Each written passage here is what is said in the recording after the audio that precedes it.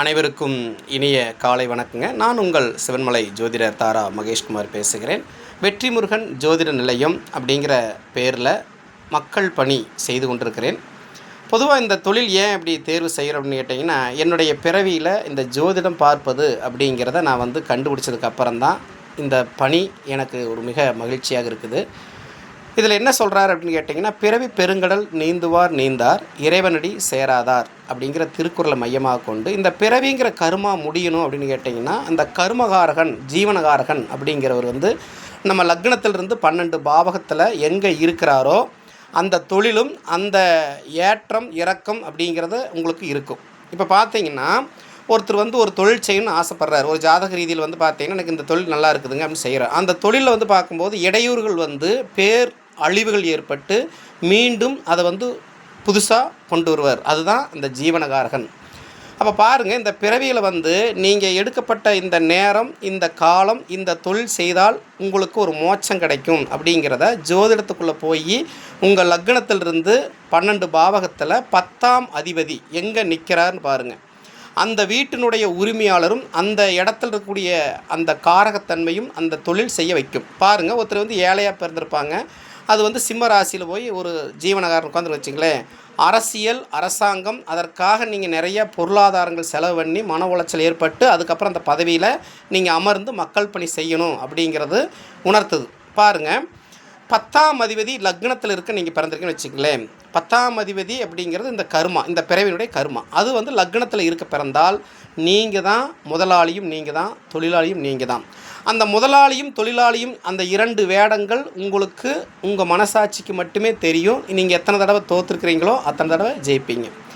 10ஆம் அதிபதி 2ஆம் இடத்துல வச்சுங்களேன். வாக்கு பேச்சுனால் நீங்கள் தொழில் செய்யணுங்கிற விதி உள்ளவர். வியாபாரம் பண்ணுறது, ஆசிரியர் பணி செய்கிறது, வக்கீல் சொல்கிறது, இந்த மாதிரினா பேசித்தான் நீங்கள் இந்த பிறவினுடைய கர்மாவை நீங்கள் முடிக்கணும். சில பேர் பார்த்தீங்கன்னா, இந்தடா இதெல்லாம் இப்படி அதிகமாக பேசுகிறாங்களே அப்படிங்கிற மன உளைச்சல் இருக்கும். நீங்கள் பேசாமல் இருந்தீங்கன்னாவே உங்களுக்கு மன உளைச்சல் இருக்கும். பேசிட்டீங்கன்னா என்ன ஆகும்? அந்த மன உளைச்சல் உங்களை விட்டு போயிடும். 10ஆம் அதிபதி 3ஆம் இடத்துல இருக்கிறாருன்னு வச்சுக்கங்களேன். 10ஆம் அதிபதி 3ஆம் இடத்துல இருக்க பிறந்தவர்கள் முயற்சியிலேயே பாதிக்காலம் போயிருங்க. அந்த முயற்சி ஸ்தானாதிபதி அப்படின்னு ஒருத்தர் இருப்பார். அந்த முயற்சி ஸ்தானாதிபதி யாருன்னு கேட்டிங்கன்னா, நெருக்கமான உறவுகளா, நண்பர்களா, யார்கிட்ட நீங்கள் டிஸ்கஸ் பண்ணணும் அப்படிங்கிற ஒரு விதிமுறைகளை நீங்கள் என்ன செய்யணும்? கடைபிடித்து அதுக்கு தகுந்த மாதிரி நீங்கள் பேச கற்றுக்கணும். 10ஆம் அதிபதி 4ஆம் இடத்துல வச்சுங்களேன். வாகனம் ட்ராவல்ஸ் பண்ணக்கூடியது, வண்டி வாகனங்களை விற்கிறது, வண்டி மூலிமா உங்களுக்கு பலன்கள் கிடைக்கும். அந்த மாதிரி காரகத்தன்மை நீங்கள் எடுத்து செஞ்சீங்கன்னா உங்களுக்கு ஒரு மன நிறைவுகள் கிடைக்கும். பெருசாக லாபம் இருக்குது, சிறுசாக லாபம் இருக்குங்கிறது அவங்கவுங்க திசையும் திசாபுத்தியை பொறுத்து வரும்.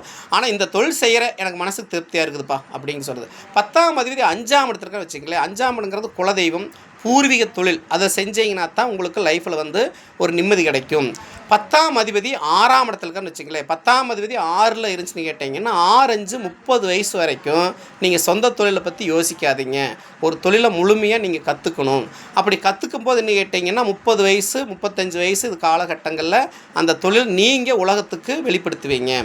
10ஆம் அதிபதி 7ஆம் இடத்துக்கார வச்சுங்களேன். திருமணத்துக்கு பிறகு நீங்கள் அந்த சொந்த தொழில் உட்காரணுங்கிற விதி இருக்கும். மனைவியினால் வரக்கூடிய சப்போர்ட்டு, குடும்பத்தினால் வரக்கூடிய சப்போர்ட்டு, அது மூலிமா அந்த 10ஆம் அதிபதி பலம் பெறுவார் அப்படிங்கிறது நீங்கள் தெரிஞ்சிருக்கணும். 10ஆம் அதிபதி பார்த்தீங்கன்னா 8ஆம் இடத்துக்கார வச்சுங்களேன். 10ஆம் அதிபதி 8ஆம் இடத்துக்கு போயிடுச்சுன்னு கேட்டிங்கன்னா, மறைபொருளாக செய்கிறதுங்க. அதாவது பார்த்தீங்கன்னா வெளி உலகத்துக்கு தெரிய மாட்டாங்க. ஆனால் என்ன செய்வாங்க? ஒரு மறைமுகமான சில விஷயங்களை செய்ய, சட்டத்துக்கு விரோதமான செயல்களையும் செய்ய வைப்பாங்க. ஒரு காலத்தில் பார்த்தீங்கன்னா கள்ளச்சாராயம் அப்படிங்கிறது பார்த்தீங்கன்னா சட்டவிரோதமான செயல்களில் செஞ்சு நீ கொடிகட்டி பறந்து கடைசியில் பார்த்தா என்ன செய்கிறாங்க? அந்த பாவச் செயலை அனுபவிக்கிறவங்களாக இருக்கிறாங்க. ஸோ 8ஆம் இடம்ங்கிறது என்ன அப்படின்னு கேட்டிங்கன்னா, சில பேர்த்துக்கு பிடிக்கும், சில பேர்த்துக்கு அது பிடிக்காது. அந்த மாதிரி தொழில் செய்வீங்க. 10ஆம் அதிபதி 9ஆம் இடத்துல வச்சுங்களேன். 9ஆம் இடம்ங்கிறது பாக்கியஸ்தானம். அப்போ அப்பா வகையில் அப்பா செய்யக்கூடிய தொழில்கள், அப்பா விட்டு சென்ற பணிகள், இந்த மாதிரி அமைப்புகளை நீங்கள் தொடரணும். அதே நேரத்தில் பார்த்தீங்கன்னா அப்பாவுடைய சொல் பேச்சை கட்டுப்பட்டு நடக்கணுங்கிற விதி இருக்கும். 10ஆம் அதிபதி 10லேயே ஆட்சி பெற்றிருக்காரு வச்சுங்களேன். பல பேர்த்துக்கு நீங்கள் சம்பளம் கொடுக்கறதுக்கு நீங்கள் தகுதி உள்ளவர்கள். அந்த தகுதியை எப்படின்னு கேட்டிங்கன்னா, பல விதத்தில் நீங்கள் சம்பளங்கள் வாங்கி பல விதமான மன உளைச்சல் ஏற்பட்டு அதுக்கப்புறம் அந்த 10ஆம் அதிபதி என்ன செய்வாருங்க? அந்த இடத்துல உங்களை அமர வச்சு உங்களை அழகு பார்ப்பார். 10ஆம் அதிபதி 11ஆம் இடத்துல இருக்காருன்னு வச்சுங்களேன். 10ஆம் அதிபதி 11ஆம் இடத்துலன்னு கேட்டிங்கன்னா 55 வயசு கடக்கிற வரைக்கும் உங்களுக்கு எப்படின்னு கேட்டிங்கன்னா எல்லா துறைகளும் செயல்படுவீங்க. எல்லா துறைகளையும் வந்து பார்த்தீங்கன்னா உங்களுடைய மன உளைச்சல் கொடுத்து அதுக்கப்புறம் பெருங்கொண்ட லாபங்கள், அதாவது நீங்கள் தேடக்கூடிய சொத்துக்கள் 5 தலைக்கட்டுக்கு நிலச்சி நிற்கும். 10ஆம் அதிபதி 12ஆம் இடத்துல இருக்குன்னு வச்சுக்கலேன். 12ஆம் இடங்கிறது விரயம், ஆனாலும் மோட்சஸ்தானம். அப்போ என்ன கேட்டிங்கன்னா இறந்தவங்களை, ஜீவசமாதி அடைஞ்சவங்க, இறந்து போனவங்களை நீங்கள் அதை வழிபாடுகள் செஞ்சு அந்த தொழில் ஸ்தாபனங்களில் நீங்கள் விஷயத்தை நீ கடைபிடிக்கணும். எப்படி இதெல்லாம் தெரிஞ்சுக்கிறது அப்படிங்கிறதுக்கான என்னுடைய தொலைபேசி எண்களை நான் உங்களுக்கு கொடுக்குறேன். ஸோ என்னென்னு கேட்டிங்கன்னா இந்த பிறவியினுடைய கர்மா முடியணும் அப்படின்னு கேட்டிங்கன்னா நம்ம செய்யக்கூடிய தொழில் முகாந்திரங்கள். எனக்கு 10ஆம் அதிபதி 6ஆம் இடத்துல இருக்கிறாரு, 8ஆம் இடத்துல இருக்காரு, மறைஞ்சிட்டாரு அப்படின்னு கேட்டிங்கன்னா அந்த 10ஆம் அதிபதிக்கு 2ஆம் அதிபதி யாருன்னு பார்த்து அந்த மாவட்டத்துக்கு போங்க. அந்த மாவட்டத்தில் இருந்து அந்த ஒரு படி மண் எடுத்து கொண்டு வந்து அந்த தொழில் ஸ்தானத்தில் வச்சு தினந்தோறும் வந்து பார்த்தீங்கன்னா அதில் ஒரு சூடமோ அல்லது ஒரு தீபமோ நெய் தீபமோ ஏற்றி அதை நீங்கள் தொட்டு கும்பிடும்போது என்ன கேட்டிங்கன்னா பெருங்கொண்ட லாஸ், அதாவது ஒரு இழப்பு வரப்போகுதுங்கிறத முன்கூட்டியே நீங்கள் தெரிஞ்சுக்க போகிறீங்க. இதெல்லாம் நம்ம உண்மையா ஜோதிடங்கள் வந்து நம்ம வந்து பார்த்துட்டு அந்த தொழில் செய்யணுமா அப்படின்னு கேட்டிங்கன்னா கட்டாய உண்மை. உலக நாடுகள் முழுவதும் எந்த நாடாக இருந்தாலும் எந்த வீடாக இருந்தாலும் வளர்ச்சி அப்படிங்கிறது அந்த 12 கட்டம்தான். அந்த 12 கட்டத்துக்குள்ளார நம்ம கட்டுப்பட்டு நடக்கக்கூடிய நேரங்கள் இருந்துச்சுன்னு கேட்டிங்கன்னா அதனால் என்ன கேட்டிங்கன்னா நம்ம வம்சத்துக்கு எந்த விதமான பேர் அழிவுகள் வராது அப்படிங்கிறத நான் சொல்லிக்கிறேன். ஸோ என்னுடைய ஜோதிடங்கள் எப்படின்னு கேட்டிங்கன்னா பிளட் குரூப்பையும் கைரேகையும் வச்சு ஆராய்ச்சி செய்யப்பட்டிருக்கிறோம்.